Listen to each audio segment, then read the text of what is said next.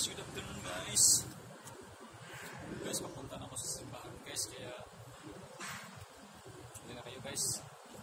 May malapit na simbahan guys.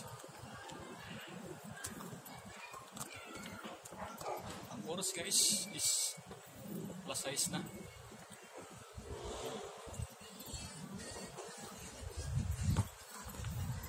Lumalagittik yung sapatos ko guys.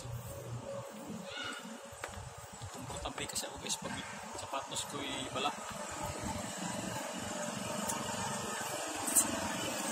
Ito guys ang simbahan guys.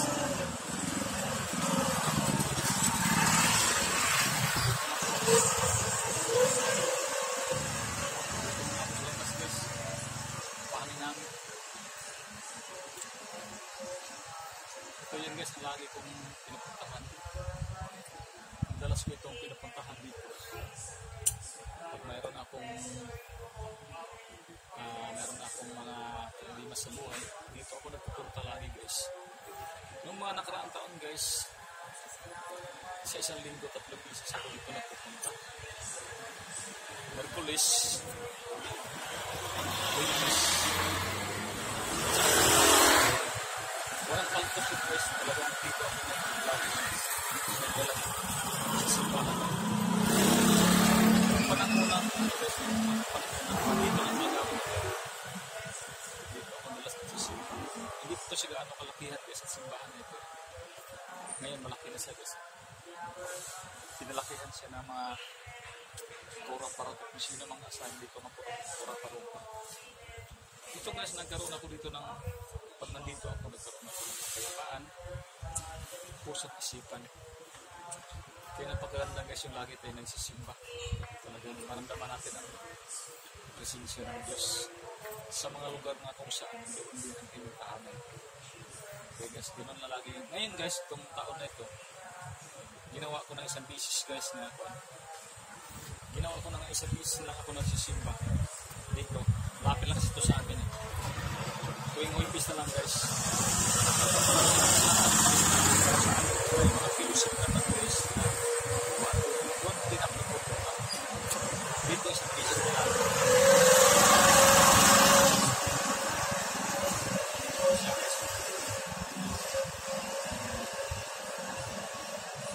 Sa labas pa ako nito guys, wala pa ako sa loob ng bakura na simba.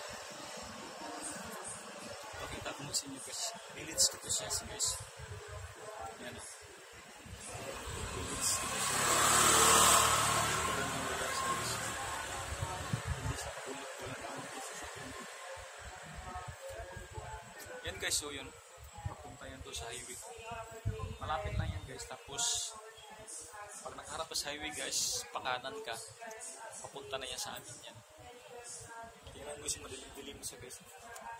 Malapit din naman lang dito sa amin guys. Nilalakad na lang siya. Hindi ka tulad ng iba na listing lang rin kung nasasakyan ka.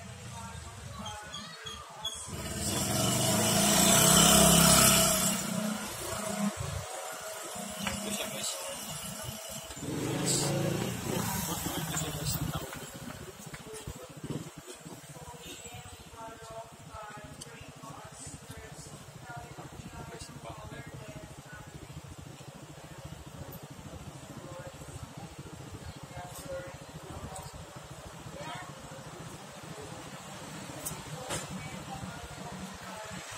Dito guys. Papasok tayo guys ha.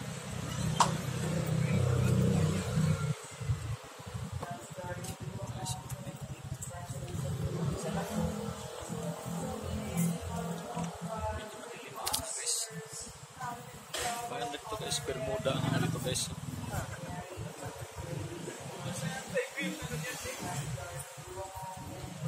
Yan ang lupa simbahan guys.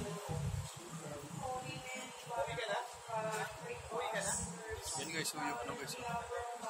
Yun ang adoration guys. Ito guys. Kaya masarap dito guys pag ano.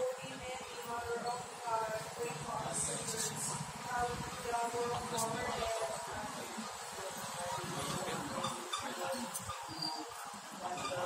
This is Diyos na buhay, Diyos ng Panginoon. Natin po kayo guys. Kami guys, parang tao ay namatay. Dalawa ko na lang yan guys, pero bagay lang ang buhay na pupuntahan. Nagdipindi sa kanya ang ginagawa dito sa daigdig na ito. Maaaring sa iligtas. Maaaring sa